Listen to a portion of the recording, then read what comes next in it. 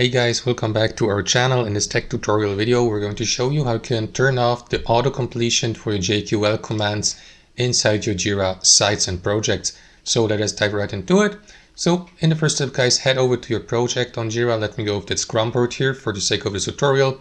And here inside your view, let's go for example with the all work view, you will be given the opportunity to navigate between the basic command and the JQL command so that you can type in your JQL command here to the right. Now, if you've grown tired of the auto completion whenever entering your command here, guys, all you need to do is access your Jira configuration settings. To do that, click into that gear icon in the top right, select System, and inside your admin settings, guys, head over to General Configuration here. After that, inside your General Configuration System settings, scroll down till you get to the JQL autocomplete. As you can see, it's currently on. So what you need to do is click into Edit Settings in the top right, and that is going to give you the opportunity to turn it off. So scroll down again, and here switch from on to off, just like that.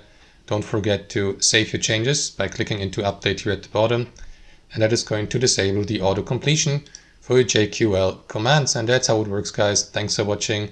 Hope you enjoyed this video, got something from it, and we'll see you next time on our channel.